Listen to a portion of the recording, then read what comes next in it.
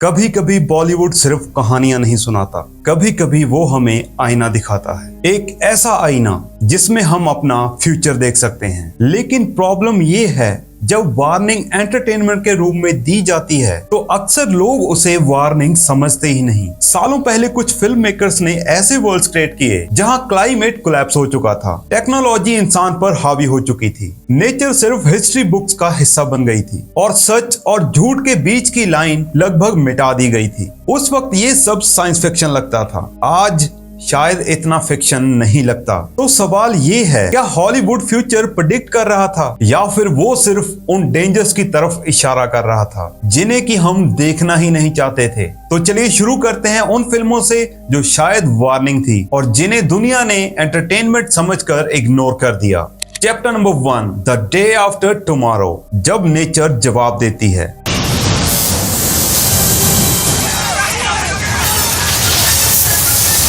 2004 में एक film release हुई, the day after tomorrow. Release के वक्त लोगों ने इसे एक टिपिकल डिजास्टर मूवी समझा। बड़े स्टॉर्म्स, सुनामीज, फ्रोजन सिटीज और इम्पॉसिबल लगने वाली तबाहियां। लेकिन फिल्म की असली कहानी डिस्ट्रक्शन नहीं थी, असली कहानी थी वार्निंग। मूवी एक सिंपल आइडिया पर बेस्ड थी। अगर क्लाइमेट सिस्टम अनस्टेबल हो जाए तो नेचर का बैलेंस टूट सकता है, और जब नेचर का बैलेंस टूटता है तो सबसे एडवांस सिविलाइजेशन भी हेल्पलेस हो सकती है। उस वक्त लोगों ने कहा ये सब रियलिटी में हो ही नहीं सकता। लेकिन आज record breaking heat waves normal news बन चुकी हैं, ग्लेशियर्स पिघल रहे हैं, एक्सट्रीम वेदर इवेंट्स बढ़ रहे हैं और क्लाइमेट साइंटिस्ट लगातार वार्निंग दे रहे हैं कि इन्वायरमेंटल चेंजेस रियल हैं। मूवी ने एग्जैक्ट फ्यूचर प्रेडिक्ट नहीं किया था, लेकिन उसने एक अनकंफर्टेबल क्वेश्चन जरूर पूछा था, हम नेचर को कितनी देर तक इग्नोर कर सकते हैं? और शायद ये सवाल आज पहले से ज्यादा रेलेवेंट है। चैप्टर नंबर 2, वॉल-ई, जब टेक्नोलॉजी कंफर्ट बनकर ट्रैप बन जाए।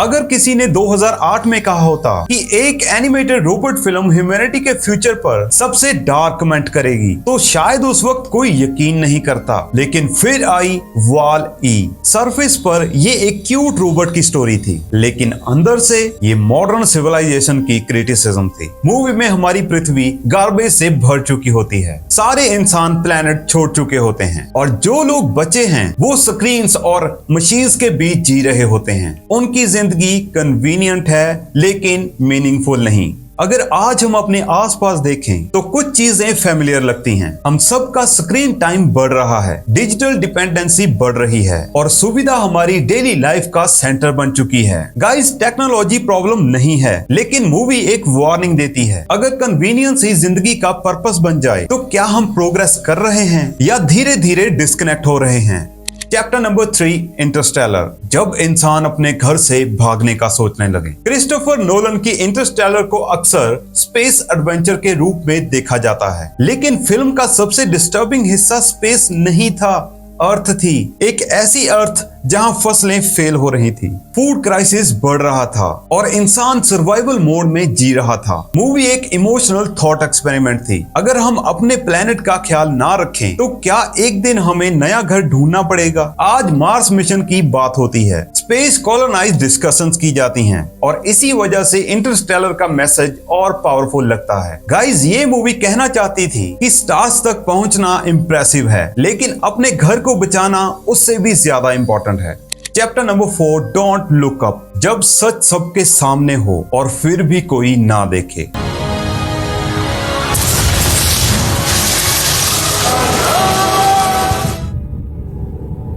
2021 में रिलीज हुई डोंट लुक अप सरफेस पर ये एक कॉमेट डिजास्टर स्टोरी थी, लेकिन रियलिटी में ये ह्यूमैनिटी के बिहेवियर पर सैटायर थी। फिल्म में साइंटिस्ट वार्निंग देते हैं, डेंजर सामने है, एविडेंस क्लियर है, लेकिन पब्लिक डिवाइडेड है, मीडिया डिस्ट्रैक्टेड है और लीडर्स बिजी हैं। इस मूवी का पॉइंट कॉमेट नहीं था, मूवी का पॉइंट था हमारी टेंडेंसी अनकंफर्टेबल ट्रुथ को इग्नोर करने की। कई बार प्रॉब्लम इंफॉर्मेशन की कमी नहीं होती, प्रॉब्लम तो अटेंशन की होती है। हम सब कुछ देख सकते हैं लेकिन देखना नहीं चाहते, और शायद इसीलिए डोंट लुक अप इतनी अनकंफर्टेबल फिल्म है, क्योंकि विलन कोई मॉन्स्टर नहीं, विलन हमारी कलेक्टिव इंडिफरेंस है।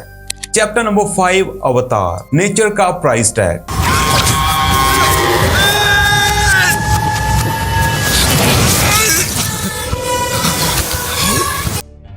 जब दोस्तों अवतार मूवी रिलीज हुई, लोग उसके विजुअल्स पर फिदा हो गए। लेकिन इस मूवी के अंदर एक और ही कहानी चल रही थी, रिसोर्सेज की, ग्रीड की और नेचर के एक्सप्लॉयटेशन की। पेंडोरा एक फिक्शनल वर्ड था, लेकिन उसका कॉन्फ्लिक्ट रियल था। हिस्ट्री भर में सिविलाइजेशंस ने फॉरेस्ट काटे, रिसोर्सेज निकाले और डेवलपमेंट के नाम पर इकोसिस्टम को डैमेज किया। अवतार गाइस एक सिंपल रिमाइंडर थी, नेचर कोई अनलिमिटेड वेयर हाउस नहीं है और जब बैलेंस टूटता है तो उसका इंपैक्ट सिर्फ एनवायरनमेंट पर नहीं, हमारी फ्यूचर जनरेशंस पर भी पड़ता है। Chapter number 6, the matrix. क्या हम रियलिटी से दूर होते जा रहे हैं? 1999 में द मैट्रिक्स ने एक स्ट्रेंज क्वेश्चन पूछा था, व्हाट इज रियल? उस वक्त ये फिलोसॉफिकल लगता था, लेकिन आज ये प्रैक्टिकल लगने लगा है। हमारी आइडेंटिटी का हिस्सा ऑनलाइन एग्जिस्ट करता है। एल्गोरिदम्स डिसाइड करते हैं कि हम क्या देखेंगे। आर्टिफिशियल इंटेलिजेंस रैपिडली इवॉल्व कर रही है। वर्चुअल एक्सपीरियंस और रियल एक्सपीरियंस के बीच की लाइन ब्लर हो रही है। मैट्रिक्स टेक्नोलॉजी के खिलाफ नहीं थी, वो अवेयरनेस के हक में थी। इस मूवी का मैसेज था, अगर हम क्वेश्चन पूछना बंद कर देंगे तो शायद हम रियलिटी को भी समझना बंद कर देंगे।